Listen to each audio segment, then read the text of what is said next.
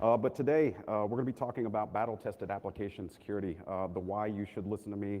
You probably shouldn't. You should probably go to a different session. But I've done this for a little bit of time, a good portion of my career, and a lot of it has been in financial services where you're dealing with regulators. You're dealing with a lot of people that are trying to make sure you do all the things to make sure you're protecting not only your customers, but critical infrastructure, and that's a big challenge within itself. A little bit about my background, it's already been read, so we can skip this and kind of jump right in, which is cool. But the motivation behind this talk, I just want to take the moment to say, as I've shifted in the past 6 months to a startup for the first time of a non-publicly traded company, I'm jumping out of purely application security. It's a little bit of a journey for me, but at the same time, I know the law of recency is going to take effect and I'm going to forget a bunch of stuff. As part of that forgetting process, I want to make sure I share as much as I can because this has been my personal intellectual property as far as how I go into programs, how I build out security teams, what I do differently within an organization. But at the end of the day, it's a lot of rinse and repeat. And if you sat down with me, I could show you the exact blueprint with a lot more detail and actual spreadsheets to get this done, but a lot of it is just thought process now in having the discussion. How do you interview? But as we go through, this is just all my stuff. This is not reflective of any of these companies in the past, but I've taken the same thoughts to every place. Here's the format that we're going to be going through. Feel free to interrupt, raise a hand. I will say at the end of this talk, I'm going to be running out of the room and jumping into a car and flying out to Vegas, so I'm not going to have the moments to hang out, and I would love to chat with folks, but my contact information is going to be at the end. Feel free to reach out to me if you're an SF. I would love to have coffee, lunch, whatever. I'm semi-social. So let's get in. How do you build an application security program? You've been called up either internally to your org, or you've looked at this new job that says application security manager, and you're like, shit, that sounds awesome. I want to do that. And then all of a sudden you're like, well, I don't know where to start, and there's engineers doing stuff. Maybe I'll just get some scanners and then call it a day. I got an AppSec program. Well, I don't fully recommend that. What I do recommend is learn your tech culture. And what I mean by that is during the interview process, you start to get a clear understanding of how code is delivered, what tech stacks are being used, what languages, what IDEs. IDEs back in the day for fintech, it was very much Eclipse and Visual Studio. Now you're seeing more thin client, Atom. You're seeing Sublime Text being used by engineers. Sometimes you're just seeing Vim and Nano. It's getting smaller and smaller, so your visibility into that tool set and some of those solutions you could have kind of built in are disappearing. So I think that the real element here for step one is know what the hell and why you're going to do it and understand the motivation behind it. And we'll get into more detail of the why there. Second thing, ignore all of those vendors out there when you're first starting. If you're a vendor, I apologize, and I've worked with some of you, I love you. If you want to fight about it later, that's fine. But what I mean by this is in that first 30 days, or even that interview process, don't listen to your friends. Don't listen to the people outside. Listen to the folks working. Listen to the teams that are engineering. What are their pain points? What doesn't make sense? Did a compliance person show up and say, PCI 6.5 says you must do X, Y, and Z. PCI says you must harden this server. And the team's like, well, we told them we hardened it, but they won't look at any of the configs. So what do we do now? And I'm like, that's a really good question. Like, how are we hardening? Well, I'm just hardening it based on what I know from the internet because no one's giving me guidance. And I'm like, where are you getting that? CIS benchmarks. I'm like, that's perfect. Have they looked at that? They're like, I don't think they know what CIS benchmarks are. And then you go through that dialogue and you're like, hey, so compliance people, how does this work? They're like, well, they got to harden the server. And you're like, what the hell does that mean? Well, according to people, no, skip that part. How do they do that? And if you take the time to dismantle some of your own peers and comrades, you'll have more insight into what is that experience and the why. Now, from a vendor standpoint, coming back to this second point, if there have been assessments before you got there, if there have been some technologies already deployed, absolutely listen to those folks. If they did a pen test, they have a shit ton of results, nothing's been resolved, listen. But don't take the upsell. Never take the upsell, right? Never listen and say, oh, great, this solution is going to solve it. And we'll get more into that animosity that I have into certain things that are silver bullets. Third, I mean, you literally have to be willing to put in the work. If your engineers are putting in 100-hour weeks and you're showing up from, I don't know, 10 to 3:30, no one's going to take you seriously. If there is a significant issue and that's when you're grinding, they'll get it. But at the same time, you have to be there for the release cycle. You have to understand how code is getting moved out the door. And if a build breaks and production's going down, I had an example where one of our sites was just not responsive. Guys like, hey, Ty, if the T&Cs aren't available on our site, can we just default to some other legal language? I represent legal too right now. That's a whole nother bag of shit that we'll talk about that I love to do. But I'm like, that's interesting. Why are T&Cs down? Go to the website. I'm like, you know, the whole site is down now. And then I look over to my peer that leads all of our stability, and I'm like, the website is currently down. Even though it's loading, there is no content. He's like, it's this one vendor. And I'm like, okay, let's go figure it out. But if you're not part of that dialogue to know what stability looks like, what uptime looks like, no one's gonna take you seriously when it comes to fix my input validation flaw, right? So let's shift. Let's get into the general approach. You're not gonna hear me talk about specific practices or touch points in this. What you're gonna talk about is more narratives around these relationships. So development, we kind of covered that. Operations is an interesting one. The reason I mention operations is obviously there's a DevOps movement. It's happened. If you haven't heard of this, go do some reading and then come back into the talk, because I think we're gonna not spend a lot of time there. I think that's something you should just know if you want to get into AppSec. If you want to work at a company that releases software once a year, I don't know, you probably have 3 other jobs, because that's gonna be boring as shit. I think from an operations standpoint, understand that deployment process. If they're using Hudson, Jenkins, if they have Concourse, which is the new hotness, and I'm a big fan because it's all YAML files, just config-based, very magical. Controls aren't there, identity's getting better, but it's an element where if you don't understand how that code goes out the door, you're gonna miss, well, how do I get Rubocop? How do I get, Brakeman? Congratulations to Justin Collins, like, how do I get Brakeman hooked up to look at these gems? Because no one's cared about static analysis before this. Everything was peer review. How many folks have done a due diligence assessment and everyone's like, we do code review? You're like, that's cool. What tools do you use? Oh, we do a peer review, and then we have a couple linters. And then you're like, that's great, but where's your security assessment and your static analysis? Like, yeah, we use a linter. That linter doesn't have any security capabilities, so where do you get any of this sort of aspect when it comes to building security in? They're like, that's a good question. And then you break down that vendor and you say, you must do X and Y to make sure this partnership is healthy. Security, we talked about it. If your compliance folks are just ruining the lives of those engineers and those ops folks, you can be the hero that brings sanity to the world that is insane when it comes to folks that don't know what the hell they're doing in security, because maybe they stumbled into it, maybe they read some regs, maybe they just got lucky.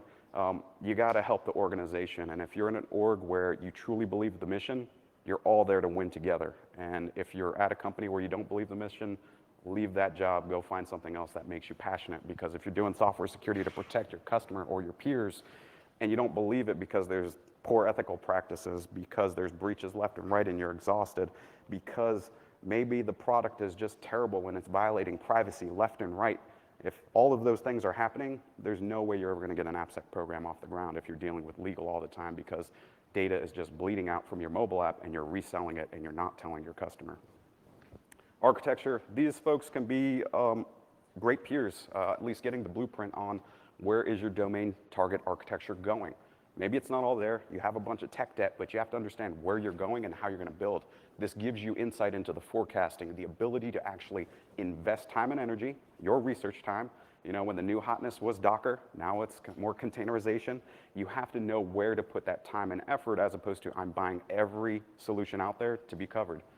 Here's the reality. A lot of these solutions already have built-in security capabilities that all you have to learn is how does Kubernetes work, what is AppArmor, and you get to move forward. Look at Java. If you look at Java and understand how the Java security module or some of the frameworks are built now, you don't have to go by some of these tools that used to say RASP or say another term now. It will give you ability to actually have that fundamental protection built in. Next, criteria for success. Goals and measurements. I'm the last person that will tell you you need metrics. I fucking hate metrics, but I love metrics. I don't like metrics all that much from the standpoint of you can measure anything, but you can measure yourself to death. I've been on a team where it was me, another guy doing some work, and then we had 2 guys doing metrics. The problem with that picture is we had 2 guys measuring 2 guys doing work. The frustration inside of me and the animosity that kept rising every day, and I'm pretty animated, but we had a lot of vocal discussions of why using cosine and sine in some of our measurements to get to that place of how we measure like risk is stupid.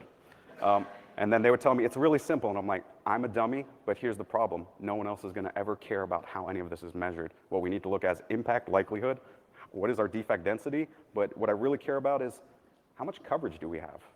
What is our portfolio? Those are things that actually matter. The amount of findings that you unravel from an application, look, that's great if you have one app.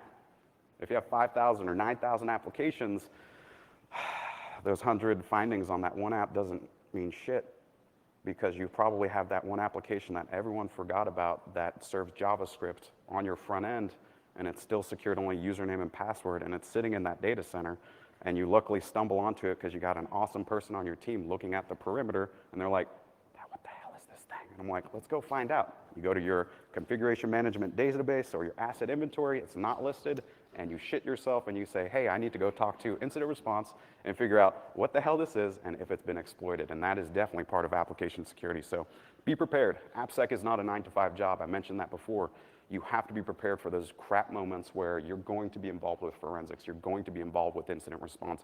Maybe you might reverse some malware if it gets dropped on a box because struts 2 hits and no one knows how to read code as part of it, but someone's doing network analysis. Your other team's stressed out because they've been working 48 hours straight, and you're like, I mean, I'll take a look. It's just some file. Do some reverse engineering, and this looks bad, and that's your response. And then you go further, right? But be prepared in those moments to respond and be part of the team.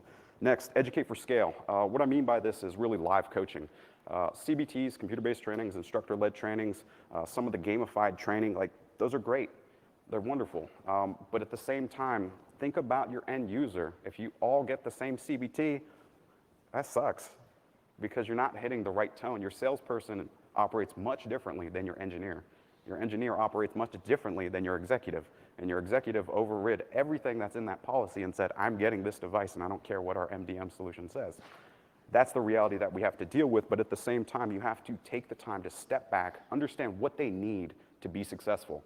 And if you try to boil the ocean by saying, well, I told them to read the information security policy, and there's that compliance guy sitting over there that was reading PCI and telling everyone this, and you're like, the reality is no one's fucking reading this. So how do we move it forward? Take the time, understand what the end users look like, what does their day look like, your developers and engineers, what do they need for success? It's not prescriptive guidance, it's not secure coding standards, it's guidelines, it's more intent, it's learning in real time, it's you being present for these discussions and coaching and like actually knowing the topic and the subject matter. And if you don't, not a big deal, say I don't know it, don't lie to them, don't act like you know some shit, because engineers and a lot of other folks are really smart. I'm just a dumb person and I want them to understand that I know some things, but I don't know everything. But I will respect everyone in what they're doing. One example here is audit and regulators. Any auditors in the room? Cool, any regulators in the room? Great. Okay, so when I look back at my career, especially in fintech early on, launching static analysis, I came back to this fundamental challenge of why aren't we tracking every static analysis vulnerability? I'm like, holy shit, that's 50,000 flaws. And in my head, I'm like 26 the first time I had this conversation. I'm like, why don't we track it? I'm like, oh yeah, because logically I can't track 50,000 issues in any defect management system, so where do I start? They're like, you must track all of these vulnerabilities. I'm like, let me pull that back. These aren't vulnerabilities. These are coding flaws. So these aren't really defects or bugs yet. These are flaws. And taking the time to unpack and really learn that lesson there paid dividends for every other place that I've worked, because that concept is lost on a lot of those two categories. Why? Because all they see is ran a tool, had output, did you action output? It's a process mentality, right? And you have to be able to educate them on the aspect that, you know, while it matters, at the same time, can I look at all 50,000 issues and ask an engineer to triage 50,000 issues? No. But can I take the time and look at the top N of that, or a key category, and validate through additional manual testing to say this is a vulnerability because it scares me when I look at the output? Yes, that is a vulnerability. It should be tracked. And you get that relationship going much more effectively because your auditor or your regulator is that much more educated, and hopefully they don't ask your peers the same damn question of, why aren't you tracking 50,000 flaws? Next, Kaizen to enhance, you know, read the Toyota way. More modern language here is retrospective. So, you know, within security, we always have to be transforming. We always have to be learning. And if you want to just know one thing and you can just do AppSec, good luck. This is an exhausting career path. If you're not up reading almost every night or every week, this is going to be a struggle. New vulnerability, new exploit, new language, new JavaScript framework that may last for 3 weeks because it's cool. And while you may hate that thing, you have to be on board with the idea of learning it because your engineers are doing it and they're stoked about Rust. Rust is great, let's go, let's learn Rust. But what can Rust do for you? You have to learn that angle because they're focused on what it's doing for them. How can you get that intelligence for security? The postmortems are important from the standpoint of gaining feedback, being humble. And when you ask an engineer what went well and what didn't go well, and you change because of that, or you enhance a process because of that, as opposed to, this is what the regulator told me I must do. I love the regulator, I love the auditor, but you're there to defend your peers. You're there to help, you're there to win.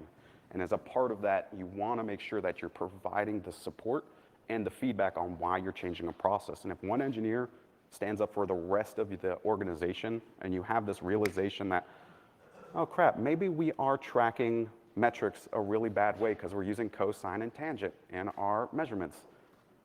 You adjust and you make it simple, and it will add a ton of value. Last thing, I always do this. I try to create a mission statement, but I haven't read it. Like, my mission statement's pretty much been the same thing as far as what I do when it comes to application security. It's, you want to be in alignment with the business and how it moves. You don't want to be the laggard. You don't want to create gates that don't allow deploys to go. You want to make sure it is fast. How that happens, a lot of work, a lot of people, a lot of action. So the SDLC and the PDLC. So this is, I'm going to touch this really lightly. I'm just going to open this one up. Waterfall, Agile, I hope I don't have to explain this one too much. The areas that I'm going to focus in on intent are really, we mentioned gates. Gates are dead. You know, if you want to believe that you have a security gate because everyone comes to you and you digitally sign something or click a thumbs up in Slack and there's a control for it, great.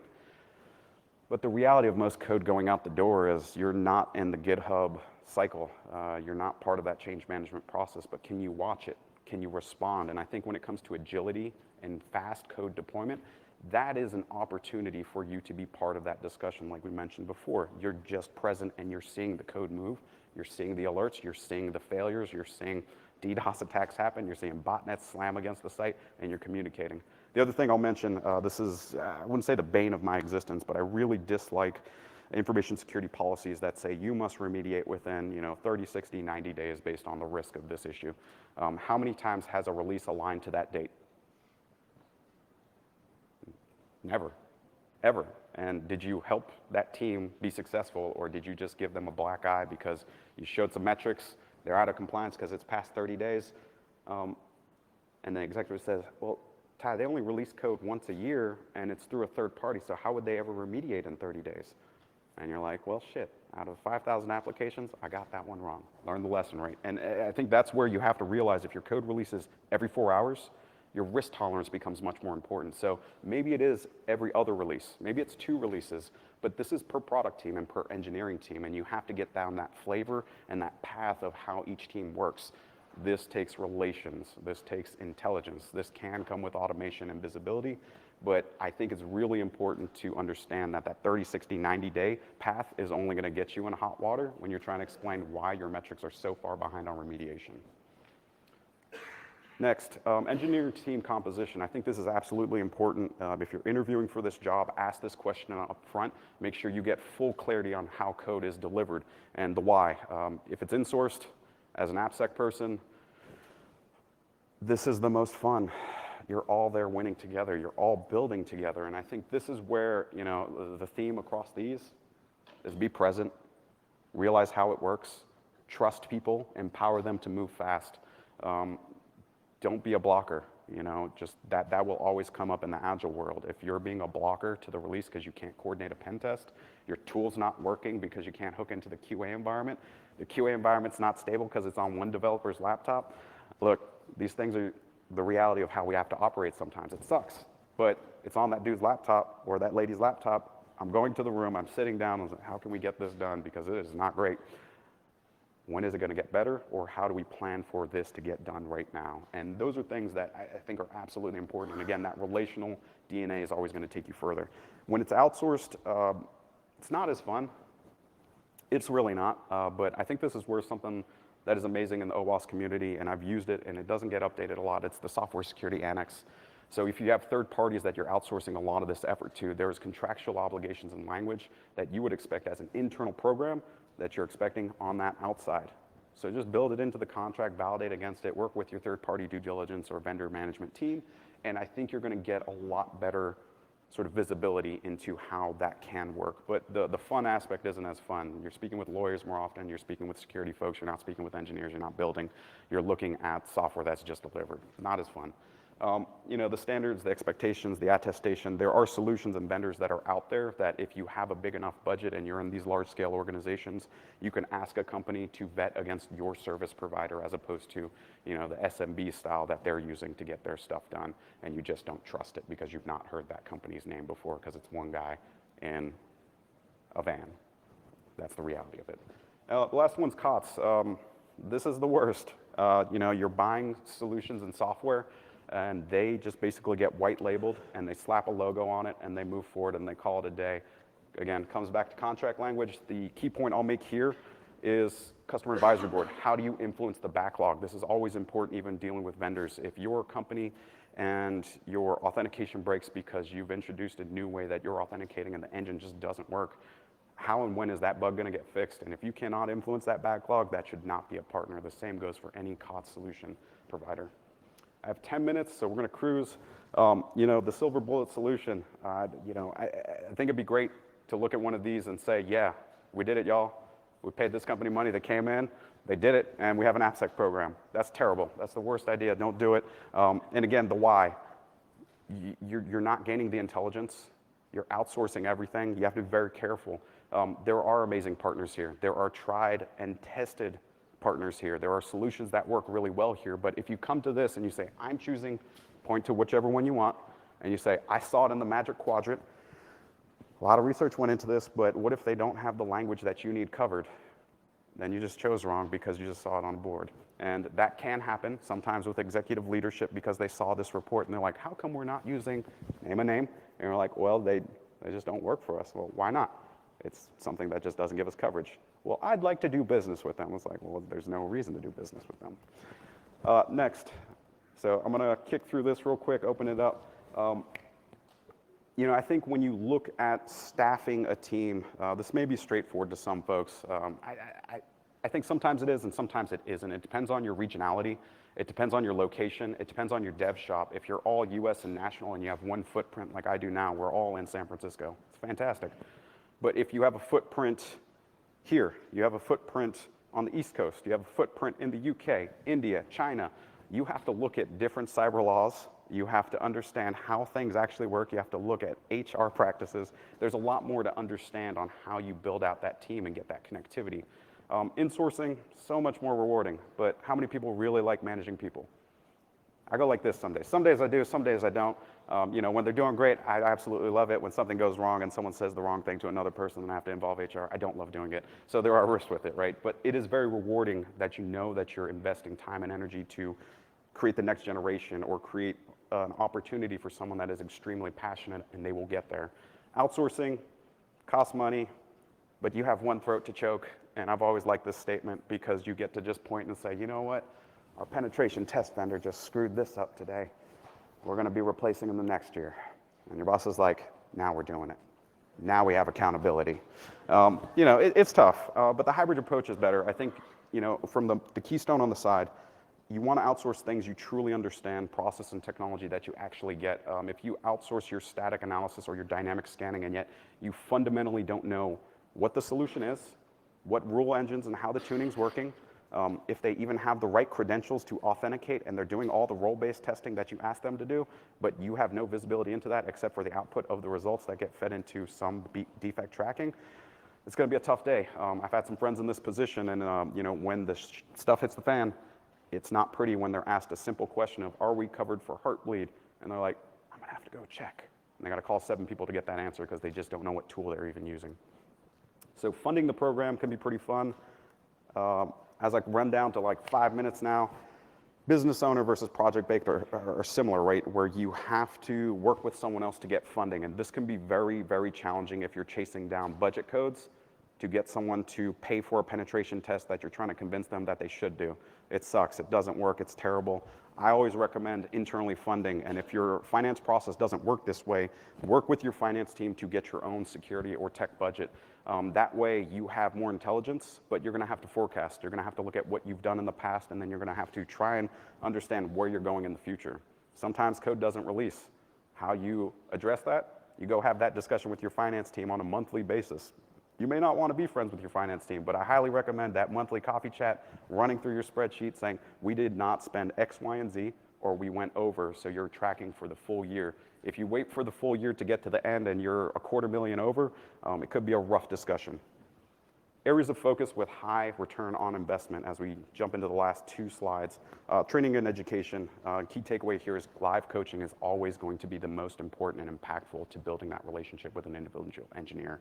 I reflect back to the first bank I worked at where I had to explain why a null check was not enough for input validation. A null check is basically, is there something there, right? Cool. Well, what value is going in there? He's like, Ty, I got the null check. I'm like, yeah. But that's the point, because we need to validate based on what data is going in versus I can inject script or malicious code every time. And he's like, how'd you do that? I have the null check. And I'm like, so that null check only gets, and you take the time to unpack it. The sneaker net is always important because you have the opportunity to have someone walk up to you and you walk up to them and engage. If you're sitting in that ivory tower in another building and no one knows who you are or how you do things, you're not going to be successful. I think honestly, hitting the street, having the relationships, checking in with the teams, and this goes back to trust. How much trust do I have with each team in that product? How much bad code are they delivering? I'm probably walking over and saying what's up to that team a lot more than I am to the team that has no defects, using every service. They have security champions that get this, and it's easy. The last thing I'll mention is brand and be bold there.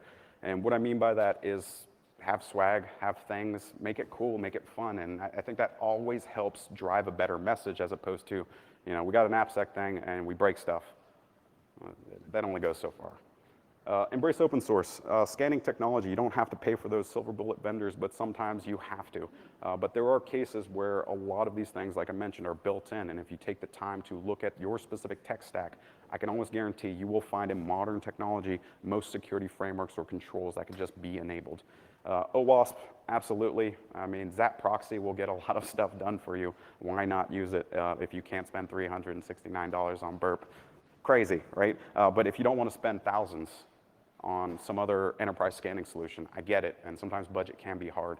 But if you don't fundamentally understand that business, you're never going to be able to just flip those switches. And there are solutions out there. If you look at the build pipeline, like an Artifactory, you can get a license check out of that for free. You didn't have to go buy a component analysis to tell you vulnerabilities and license issues.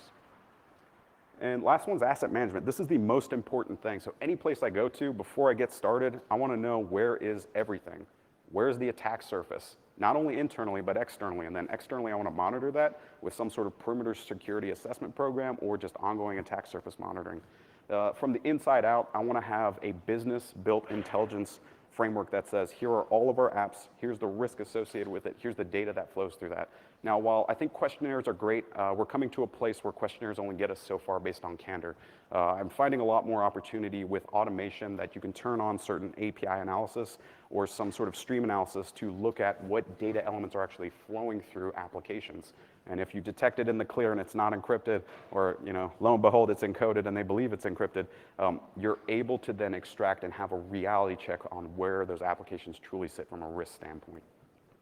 So let's wrap it up. Hygiene over hype. Know your stuff, where it's at. It will always help compared to those silver bullets that will solve everything. Buying one vendor to do all these things at once to be an AppSec program for you is an absolute mindset for failure. Dialogue over confidentiality. Don't hide those reports. Put them in the backlog. Engage the right folks. Let people help because they want to win with that organization as well. Carrot beats stick. That swag, that brand, that element of supporting each other and calling out people doing amazing work as opposed to shaming the crap out of someone that just messed up and put the company at risk. You have to have those conversations, right? It happens, but at the same time, don't ostracize them. Don't flog them in public and say this person could have took down the company. Don't be the CEO going in front of the government and saying this one guy didn't report that vulnerability and this led to the biggest data breach in the US ever. That's not cool. What you want to do is raise up the people that are doing great things and show them as a great example to the rest of the organization of this person became a security champion, they did a threat model, they helped me with this. This is how ironclad that piece of software is now. All their peers are going to that person. That person is now answering questions and becoming part of the network of securing this environment much more effectively. Lastly, always be closing, but I'm going to change this because as I thought about it last night, I think risk management's important, but always be learning. Don't stop. If you do and you think you're an expert at any of this, good luck. I'm not an expert. I've learned some stuff along the way. I've wanted to share, but I think this is a continuous journey where if you think you've made it to the top and you say you're the expert and you have to tell people you're the expert, you are not. You have to take the time to always take in more information and be willing to learn from others. So with that, here's my contact info. I'll take questions. I have 3 sweatshirts to throw out to the first 3 questions and I'm running out the door. Cool. So questions, thoughts, feedback, whatever. Yeah.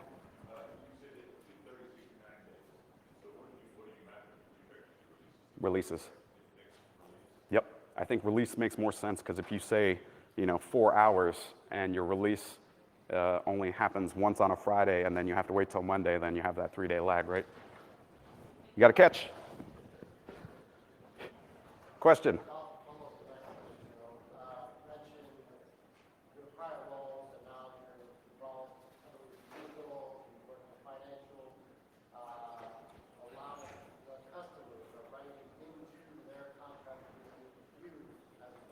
Yep.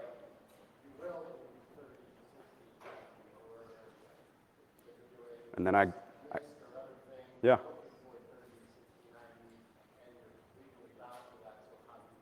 I have a conversation with their legal person or their security person, and I've learned that from the other side of challenging all these vendors. And I think when you take the time to unpack the why, they're going to have a higher confidence in your security program. And when I talk through why WAFs aren't that great with someone that's part of a large media company, and they're like, yeah, we're still in monitoring mode, and it's one of those things where you can actually digress a little bit and understand why, because you're just talking legal to legal, and that only gets so far, right?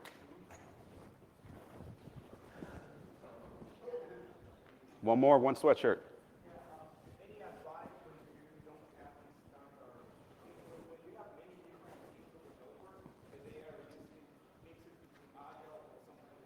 Yeah.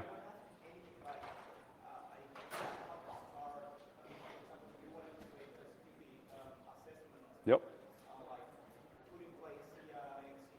Sure.